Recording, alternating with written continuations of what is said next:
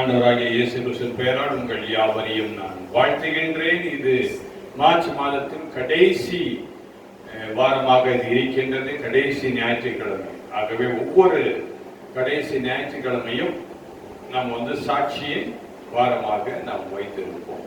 ஆண்டவர் நமக்கு இந்த மாதம் முழுக்க செய்த காரியங்களை நாம் சாட்சியாக பகிர்ந்து கொள்வது நம்முடைய விசேஷத்த கடமை. அது ஆண்டவர் நமக்கு கொடுக்கப்பட்ட ஒரு பெரிய ஒரு பாக்கியம். அநேகருக்கு இந்த பாக்கியம் கிடைக்காது. ஆண்டவர் செய்த நன்மைகளை சொல்வதற்கு நமக்கு பாக்கியம் கிடைக்காது. ஆனால் ஆண்டவர் நமக்கு இந்த பாக்கியத்தை அவர் கொடுத்திருக்கின்றார். ஆலயத்துக்கு வந்து அவருடைய ஆண்டவர் செய்த நன்மைகளை மற்றவர்களோடு கூட பகிர்ந்து கொள்வது ஒரு அருமையான ஒரு பாக்கியமான ஒரு ஆராதனை. இந்த ஆராதனை ஆகவே கண்களை மூடி ஆண்டவரை நோக்கி இந்த ஆராதனை தேவன் ஆசீர்வதிக்கும்படியாக நம்ம யாரும் நாம் முடிந்தால் முழங்கால் படியிட்டு ஆண்டவருடைய பிரசன்னத்தை நாம் ஆரம்பிப்போம். ஆண்டவருடைய பிரசன்னம் நம்மை ஆளுகை செய்ய வேண்டும். ஆண்டவர் நம்மை ஆளுகை செய்ய வேண்டும். ஆண்டவர் நமக்கு தம்முடைய இரக்கத்தை காண்பிக்க வேண்டும். தேவன் தம்முடைய அன்பினாமலே நம்மை கட்டி போட்டு இருக்கின்றார். தம்முடைய பரிசுத்த ஆவியினாலே தேவன் நம்மை நிறைத்து இருக்கின்றார். தேவனுடைய சமூகம் நம்மை எப்பொழுதும் சூழ்ந்து கொண்டிருக்கக்கூடிய ஒரு பாக்கியத்தை நாம் பெற்றிருக்கின்றோம். இந்த மார்ச் மாதம் முழுக்க 2025 வருடத்திலே தேவன் நம்மோடு கூட இருந்திருக்கின்றார். இந்த மாதத்தின் 30வது நாளை காணும்படியான பாக்கியத்தை தேவன் நமக்கு தந்திருக்கின்றார். தேவன் எத்தனை அன்புள்ளவர், தேவன் எத்தனை பிரியமுள்ள ஆண்டவர். நம்மேல் தம்முடைய அன்பையே அவர் பொழுந்தருளி நம்மை ஆசீர்வதிக்கும்படியாக இந்த மார்ச் மாதம் முழுக்க எத்தனையோ நன்மையான காரியத்தை தேவன் நமக்கு செய்திருக்கின்றார். அவைகளை நினைத்து இந்த காலை நேரத்தில் இந்த ஆராதனைக்குள்ளாக கடந்து வந்திருக்கின்றார். அனைவரும் வாயிடத்தில் ஆண்டவரை கொஞ்ச நேரம் நாம் ஸ்தோத்திரிப்போம். ஸ்தோத்திரிக்கின்றோம் ஆண்டவரே. ஸ்தோத்திரம் ஸ்தோத்திரம் ஸ்தோத்திரம் ஸ்தோத்திரம் ஆண்டவரே. நன்மையை ஆண்டவரே தருகின்ற ஆண்டவரே உமக்கு நாங்கள் நன்றி செலுத்துகின்றோம். ஒரு தீமையை நீங்கள் அணுகாதபடிக்கு இந்த மாதம் முழுக்க எங்களை காத்தவரே உமக்கு நாங்கள் நன்றி செலுத்துகின்றோம். எங்கள் மேலே பிரியமுள்ளவராய் ஆண்டவரே எங்களுடைய தேவைகள் எல்லாம் சந்தித்தீரே. கொடான கூடி ஸ்தோத்திரம் அப்பா. நல்ல ஆகாரத்தை கொடுத்தீர், நல்ல உடையை கொடுத்தீர், நல்ல வேண்டிய நண்பர்களை கொடுத்தீர், நல்ல உறவினர்களை சந்திக்க உதவி செய்தீர், நல்ல இடத்தை நாங்கள் வாழும்படியான பாக்கியத்தை நீர் தந்தீரப்பா. நல்ல ஞானத்தை கொடுத்தீர் ஆண்டவரே. வேண்டிய பண தேவையை நீர் சந்தித்தீர். எல்லாவற்றிலும் ஆண்டவரே உண்மை நாங்கள் மேன்மை பாராட்டும்படியாக எங்களை உயிரோடு கூட நீர் வைத்திருக்கின்றீர் ஆண்டவரே. அதற்காக உமக்கு ஸ்தோத்திரம் ஸ்தோத்திரம் ஸ்தோத்திரம் ஸ்தோத்திரம் ஸ்தோத்திரம் அப்பா. இன்றும் கூட ஆண்டவரே இந்த கடைசி வாரத்திற்குள்ளாக ஓய்வு நாளுக்குள்ளாக இந்த ஆராதனை கலந்து கொள்ள நீர் எங்களுக்கு உதவி செய்திருக்கின்றீரப்பா. கொடான கொடி ஸ்தோத்திரம், கொடான கொடி ஸ்தோத்திரம், கொடான கொடி ஸ்தோத்திரம். இப்பொழுது எங்களை தாழ்த்தி உங்களுடைய கரத்திலே ஒப்புவிக்கின்றோம் ஆண்டவரே. இந்த ஆராதனை முழுக்க தேவன் தாமே நீ தலைமை ஏற்று ஆண்டவரே இந்த ஆராதனையிலே நன்மையும் கிருபையும் எங்களை சூழ்ந்து கொள்ளத்தக்கதாக, உங்களுடைய நாமம் மகிமைப்படத்தக்கதாக மகிமையான காரியத்தை எங்கள் மத்தியிலே நீ செய்ய வேண்டுமாய் நாங்கள் ஜெபிக்கின்றோம். நீர் எங்களோடு கூட இருப்பதை நாங்கள் அறிந்து கொள்ள நீர் எங்களுக்கு உதவி செய்ய வேண்டுமாய் ஜெபிக்கின்றோம். இந்த ஆராதனைக்குள்ளாக கடந்து வந்து கொண்டிருக்கின்ற புது பிள்ளைகளை எல்லா தடைகளை நீக்கி இயேசுவின் நாமத்திலே நீர் அவர்களை அழைத்துக் கொண்டு வரும்படியாக நாங்கள் ஜெபிக்கின்றோம் அப்பா. இந்த ஆராதனைக்கு விரோதமாய் இருக்கின்ற எல்லா பிசாசின் தந்திரங்களையும் மந்திரங்களையும், பிசாசின் சதி திட்டங்களையும், பிசாசின் சேனைகளையும் இயேசுவின் நாமத்திலே சபித்து அப்புறப்படுத்துகின்றோம். ஆண்டவரே உம்மை மட்டுமே நாங்கள் மகிமைப்படுத்த நீர் எங்களுக்கு உதவி செய்ய வேண்டுமாய் ஜெபிக்கின்றோம்.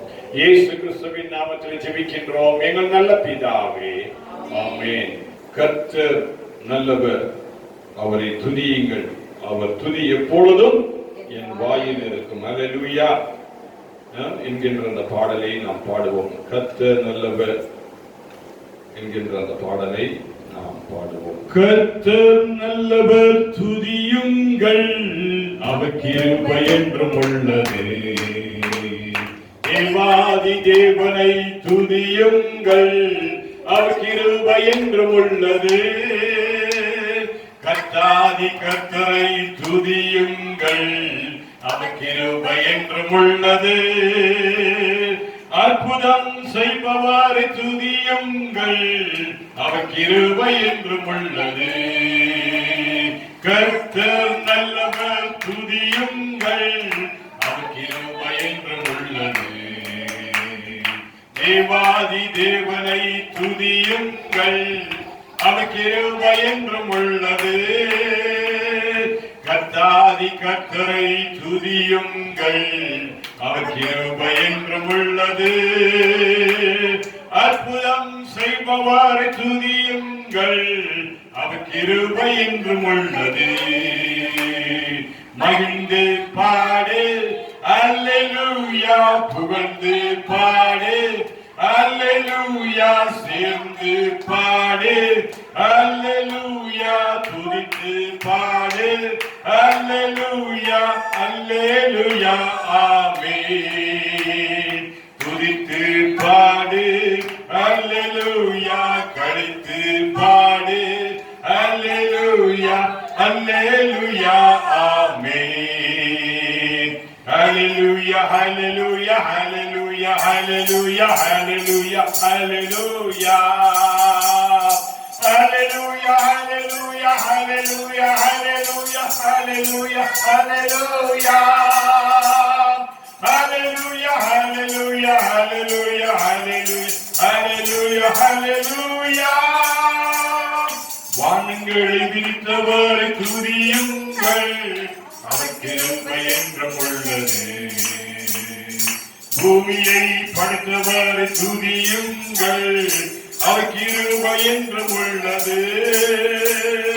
சூரியனை நிறுத்தியவரை துதியுங்கள், அவர் கிருபை என்றும் உள்ளது.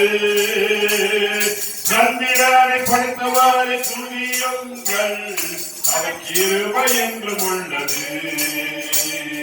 மகிழ்ந்து பாடு அல்லேலூயா, புகழ்ந்து பாடு அல்லேலூயா, சேர்ந்து பாடு அல்லேலூயா, துதித்து பாடு அல்லேலூயா, அல்லேலூயா, ஆமென்.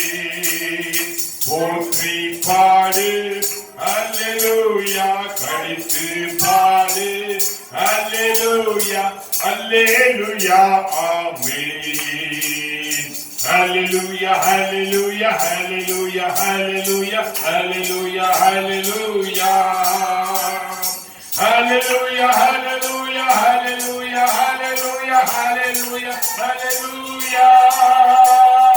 Hallelujah, hallelujah, hallelujah, hallelujah, hallelujah, hallelujah.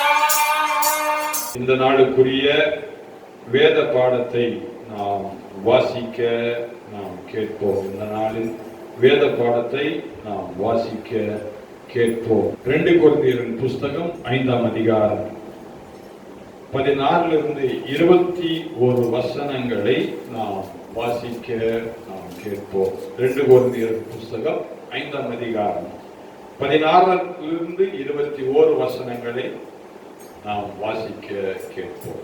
2 கொரிந்தியர் 5ஆவது அதிகாரம் 16 முதல் 21 வசனங்கள் வரை. ஆகையால் இது முதற்கொண்டு நாங்கள் ஒருவனையும் மாம்சத்தின்படி அறியோம்.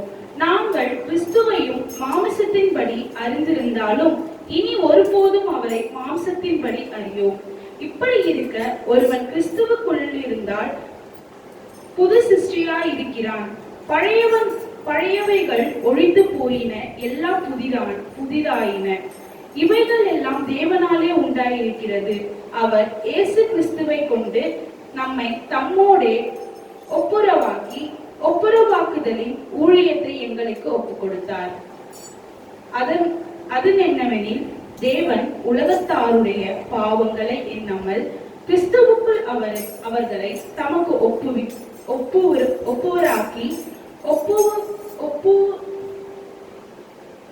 ஒப்புவராக்குதலின் உபதேசத்தை எங்களிடத்தில் ஒப்புவித்தார். ஆனபடியினாலே தேவனானவர் எங்களை கொண்டு புத்தி சொல்லுகிறது போல நாங்கள் கிறிஸ்துவுக்காக ஸ்தானாதிபதிகளாய் இருந்து தேவனோடே ஒப்புரவாக்குங்கள் என்று கிறிஸ்துவின் நிமித்தம் உங்களை வேண்டிக் கொள்கிறேன். நாம் அவருக்குள் தேவனுடைய நீதியாக்கும்படிக்கு பாவம் அறியாத அவரை நமக்காக பாவமாக்கினார். ஆமென். இருக்கின்ற இடங்களிலே கண்களை மூடி அப்படி ஆண்டவரே என்னோடு கூட இந்த காலை நேரத்திலே நீங்க பேசுனப்பா, உம்முடைய வார்த்தையை கேட்க நாங்கள் வந்திருக்கின்றோம் என்று சொல்லி நம் ஆண்டவர்களை கேட்கும் பொழுது ஆண்டவர் நம்மோடு கூட பேசுகின்ற ஆண்டவராய் அவர் இருக்கின்றார். பிதாவே, இந்த நல்ல காலை நேரத்திற்காக நாங்கள் நன்றியோடு கூட துதிக்கின்றோம். இந்த காலை நேரத்திலும் ஆண்டவரே உம்முடைய வார்த்தையை கேட்பதற்காக நாங்கள் வந்திருக்கின்றோம். இந்நேரம் வரைக்கும் உம்மை நாங்கள் துதித்தோம், உம்மை நாங்கள் மகிமைப்படுத்தினோம். இப்பொழுதும் கூட உம்முடைய வார்த்தையினாலே நீர் எங்களோடு கூட இடைபெற வேண்டுமாய் நாங்கள் ஜெபிக்கின்றோம்.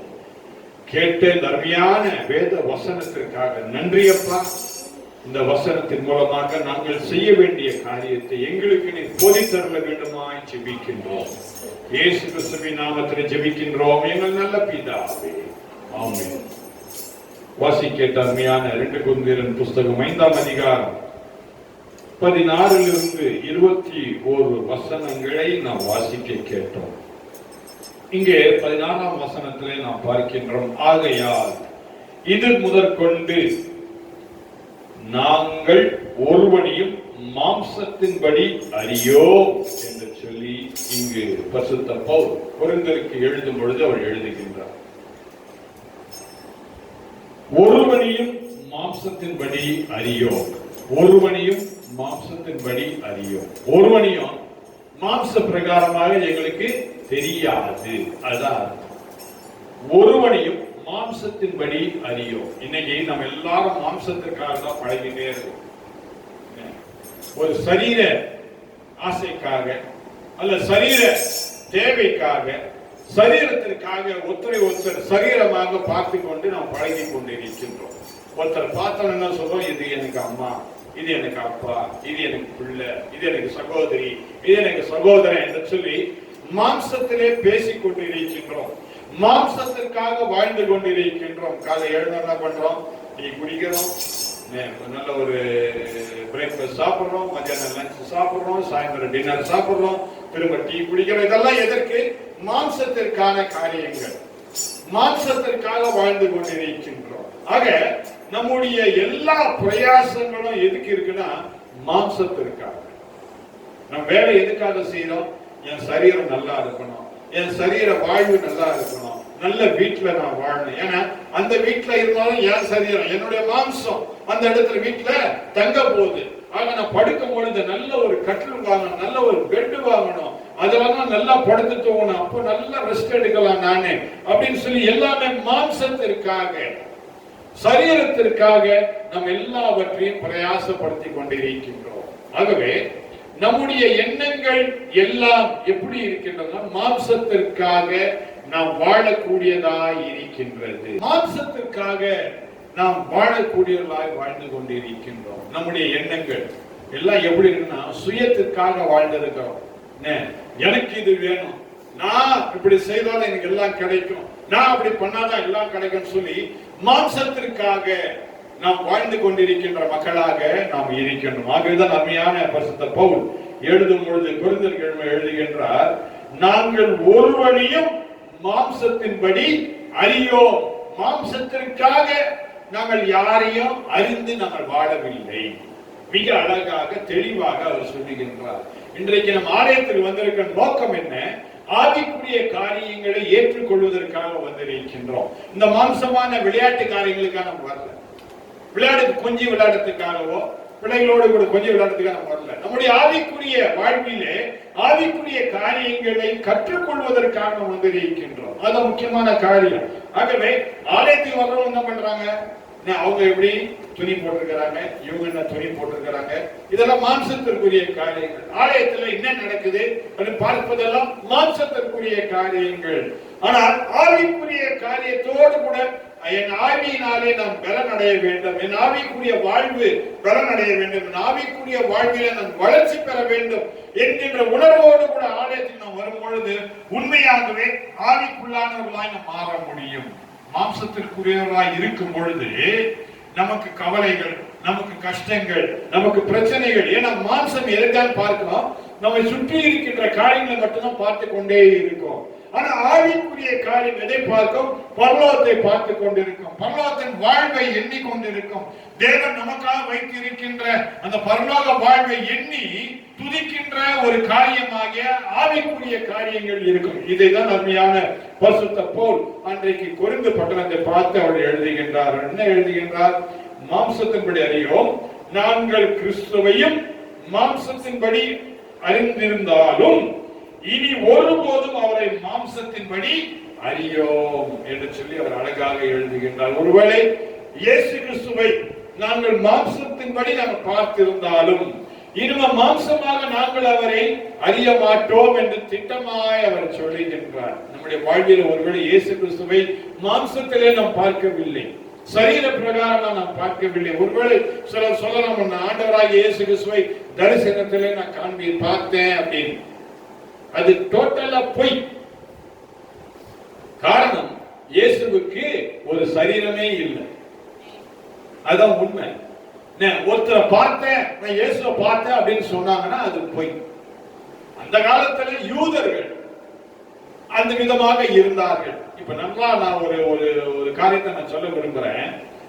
இயேசு கிறிஸ்து உலகத்திலே அவர் இருந்தார், அவர் உலகத்துல சுற்றி திரிந்தார். பிரதான ஆசாரமும் பார்த்தாங்க, வேத பாரகரும் அவரை பார்த்தாங்க, எத்தனையோ போர்ச்சேவரும் அவரை பார்த்தாங்க. ஆனா இயேசு கிறிஸ்துவை நேரடியாக அவர்களால் என்ன பண்ண முடியல, கண்டுபிடிக்க முடியல. ஏங்க இயேசு நீங்க தான் பார்த்தீங்களா, ஏன் கண்டுபிடிக்க முடியல உங்களை நேர்ல? இப்ப என்ன பார்க்க வராங்கன்னா சொல்லுவாங்க, உலகத்துல ஒருத்தரை போல 7 பேர் இருப்பாங்க. இது என்னுடைய சாயலாக 7 பேர் என்ன மாதிரியே இருப்பாங்கன்னு சொல்லுவாங்க. ஆனா இயேசு கிறிஸ்துவை ஏன் கண்டுபிடிக்க முடியல? காரணம் என்னன்னா, அந்நாட்களிலே எல்லாரும் ஒரே மாதிரி இருந்தாங்க. யூதர்களும் ஒரே மாதிரியாக இருந்தார்கள், எல்லாரும் ஒரே சாயலாக இருந்தார்கள். ஆக இயேசு கிறிஸ்துவின் படத்தை நம் வீட்டிலே வைத்திருக்கலாம். இயேசுவின் படத்தை பார்த்துவிட்டு இவர்தான் இயேசு கிறிஸ்து சொல்வதெல்லாம் பொய், தவறான காரியம். அதல்ல இயேசு கிறிஸ்து, அது யூதர்கள் இருந்தார்கள். அப்படி அதை காண்பித்து இப்படிதான் ஒருவேளை இயேசுவானன் இருந்திருப்பார் என்று சொல்லி நாமே கற்பனையிலே நாம் இருக்கின்றோம். அவர்களிடம் சிலர் சொல்லுவாங்க, நான் இயேசுவை தரிசிச்சேன். இயேசு நீ எப்படி பார்க்க முடியும்? அவர் முகத்தை மோசையே பார்க்க முடியும். மோசே அவர் முகத்தை காட்டவே இல்லை. அப்பேற்பட்ட மோசேக்கு தேவன் தன்னுடைய முகத்தை காட்டவே இல்லை, பின்புறத்தை தான் பார்த்தா. மிக திட்டமாக நம்ம வேதத்தை நாம் பார்க்கின்றோம். ஆக அப்படிப்பட்ட தெய்வத்தை நான் பார்த்தேன் என்று சொல்லுவது பொய்யான ஒரு காரியம். ஆகவே இந்த பரிசுத்த பவுல் எழுதுகின்றார், அவரை மாம்சத்தின்படி அறிந்திருந்தாலும் இப்பொழுது நான் மாம்சத்தின்படி நான் அறியவில்லை என்று சொல்லி அழகாக எழுதிவிட்டார். சொல்லுகின்றார், இப்படி இருக்க ஒருவன் கிறிஸ்துவுக்குள் இருந்தால் புது சிருஷ்டியாய் இருக்கிறான், பழையவைகள் ஒழிந்து போயின, எல்லாம் புதிதாயின. ஆக நம்முடைய எல்லா காரியம் புதிதாக மாற வேண்டும் என்றால் கிறிஸ்துவுக்குள் நாம் பிறக்கின்ற மக்களாக, கிறிஸ்துவுக்குள் வாழ்கின்ற மக்களாக நாம் இருக்கும் பொழுது நமக்கு எல்லாம் புதிதாய் மாறும். அல்லேலூயா. நம்முடைய வாழ்க்கையில எல்லாம் நல்லா நடக்கணும், புதுசா நடக்கணும் அப்படின்னு ஆசைப்பட்டா எப்படி இருக்கணும்? கிறிஸ்துவுக்குள் நாம் இருக்க வேண்டும். ஒருவன் கிறிஸ்துவுக்குள் இருந்தால் எல்லாம் புதிதாகும், பழையவைகள் எல்லாம் ஒளிந்து போகும். என்னுடைய பழைய வாழ்க்கை, எனக்கு இருக்கிற பழைய காரியங்கள் எல்லாம் ஒளிந்து போக வேண்டும் என்று விரும்பினால் நீ கிறிஸ்துவுக்குள் வாழக்கூடியவனாய் நீ இருக்க வேண்டும். அல்லேலூயா. கரங்களை தட்டி தேவனை மகிமைப்படுத்துவோம். அப்பேற்பட்ட வாழ்க்கை தேவன் நமக்கு தர வேண்டும். அதற்காக தான் நாம் ஆலயத்துக்கு வருகின்றோம். ஒரு புதிய வாழ்க்கையை பெற்றுக் கொள்வதற்காக, ஒரு புதிய நிலையை நாம் அடைவதற்காக. இன்றைக்கு காலையில ஒரு அருமையான நண்பரிடத்துல பேசணும். எப்பதான் உங்களுக்கு ப்ரமோஷன் சொல்லி கேட்டேன். ஒரு போலீஸ் ஆபீசர், உங்களுக்கு எப்போ ப்ரமோஷன் அடுத்தது? அவர் சொன்னார், கொஞ்ச நாள்ல வந்துருங்க எனக்கு அப்படின்னாரு. அல்லேலூயா. ஆக புதிய நிலைக்கு நாம் செல்ல வேண்டும், புதிய ஆசீர்வாதத்துக்குள்ள நாம் செல்ல வேண்டும், புதிய கிருபைகளை நாம் பெற்றுக்கொள்ள வேண்டும், புதிய நன்மைகளை நாம் பெற்றுக்கொள்ள வேண்டும். அதற்காக நாம் என்ன செய்ய வேண்டும்? கிறிஸ்துவுக்குள் நாம் வாழ வேண்டும். இயேசு கிறிஸ்துவுக்குள் வாழ்கின்ற பிள்ளைகளாக நாம் இருக்கும் பொழுது நமக்கு ஒரு புது வாழ்வு நமக்கு கிடைக்கும். அதை தான் அருமையான பரிசுத்த பவுல் கொரிந்து எழுதும் போது இப்படியாக எழுதுகின்றார், பழையவைகள் ஒழிந்து போயின, எல்லாம் புதிதாயின. எல்லாம் புதிதாய் மாறும். நம்முடைய வாழ்க்கையில புதியவைகளை பெற்றுக்கொள்ளக்கூடிய பாக்கியத்தை நாம் பெற்றுக்கொள்ள வேண்டும். அதுதான் முக்கியம். பழையவைகள் எல்லாம் ஒளிஞ்சிடும். பழையவைகள் எல்லாம் ஒளிந்து போக வேண்டும். நமக்கு இருக்கிற பழையவைகள் எதெல்லாம் பழையவைகள்?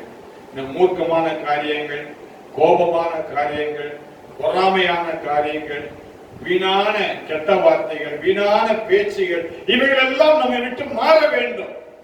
அதற்கு ஒத்த பிள்ளைகளாய் நாம் இருக்க வேண்டும்.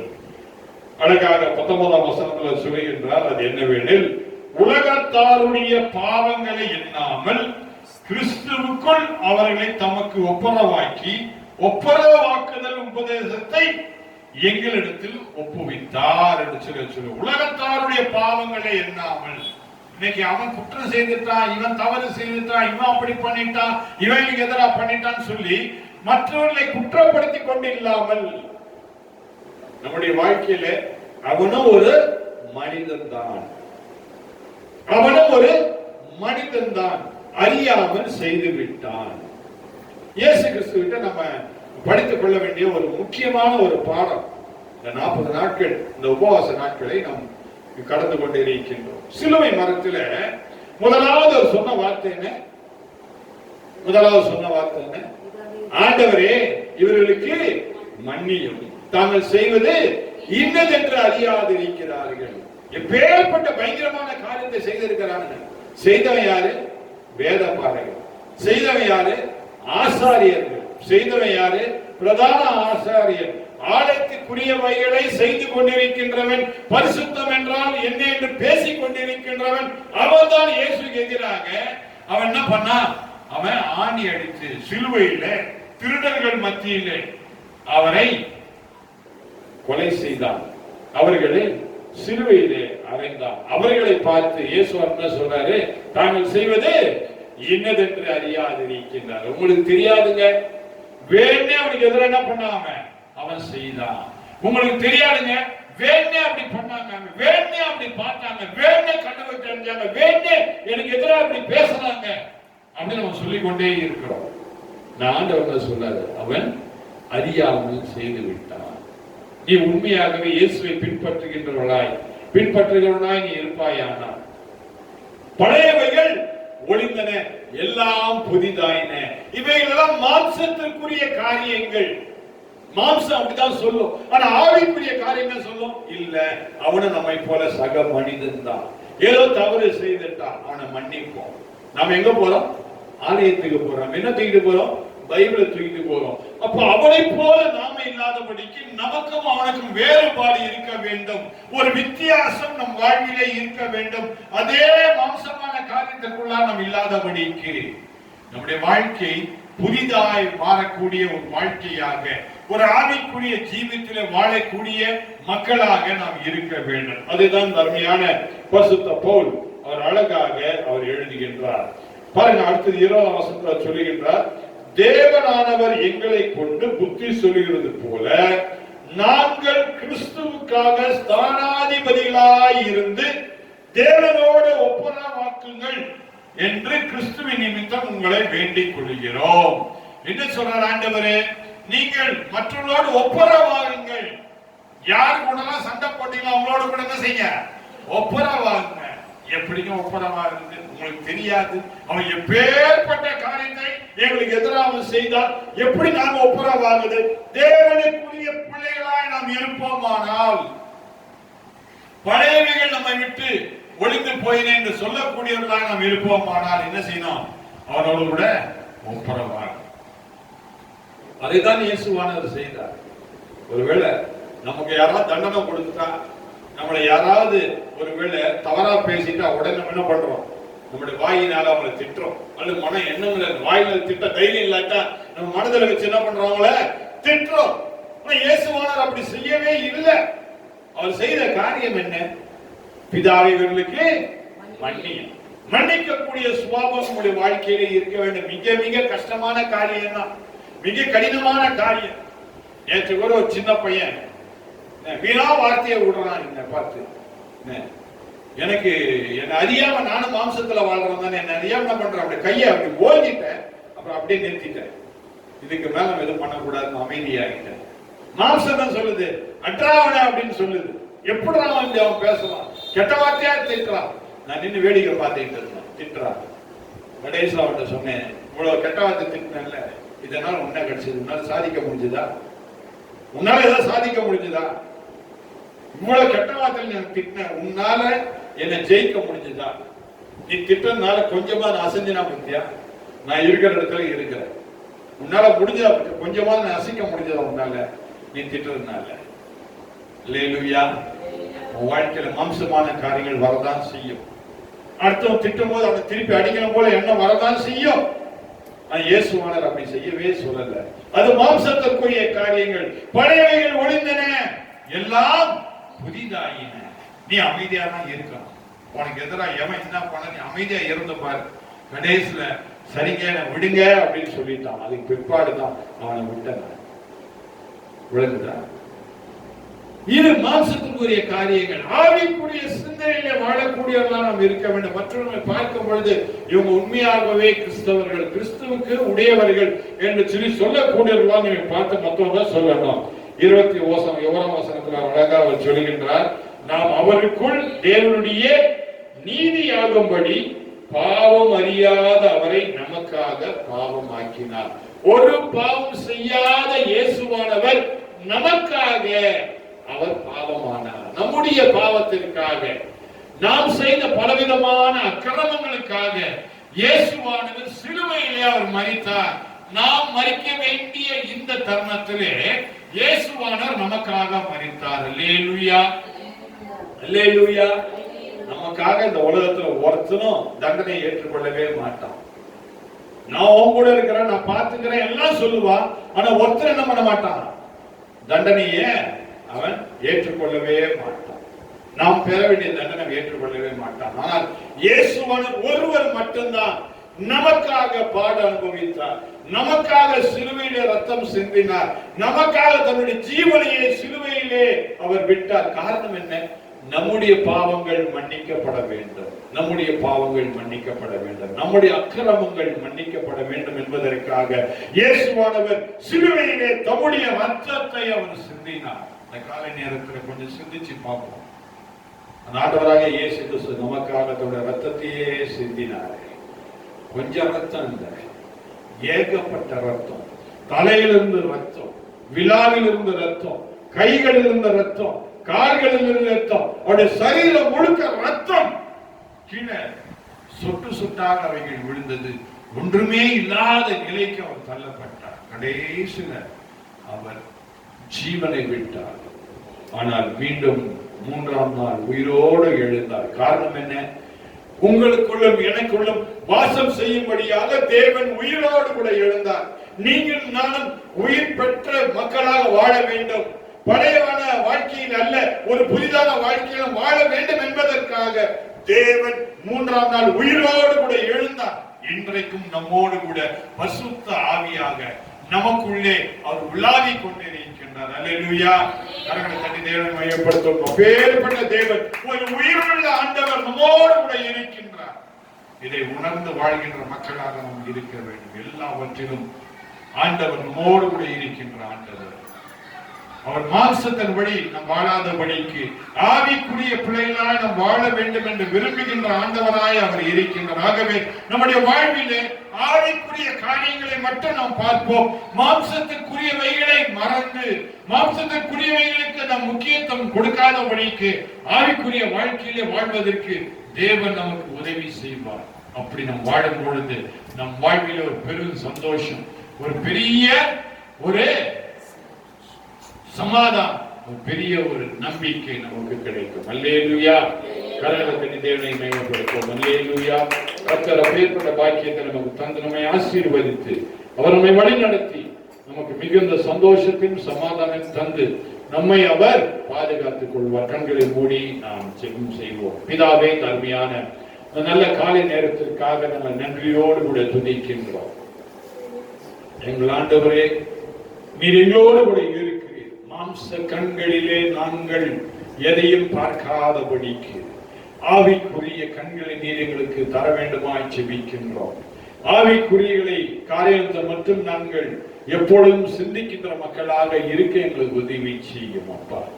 எந்த நிலையிலும் மாம்சமான காரியங்களை நாங்கள் பார்க்காதபடிக்கு தேவன் தாமே தொடர்ந்து எங்கள் வாழ்விலே நன்மையும் கிருபையும் எங்கள் சூழ்ந்து கொள்ளும்படியாக உம்மை நோக்கி நாங்கள் பார்த்து உம்முடைய வாழ்விலே நாங்கள் மகிழ்ந்து களி கூர்ந்து உம்மை போலவே வாழும்படியான பாக்கியத்தின் தந்தைகளை ஆசீர்வதிக்கும்படியாக நாங்கள் ஜெபிக்கின்றோம்.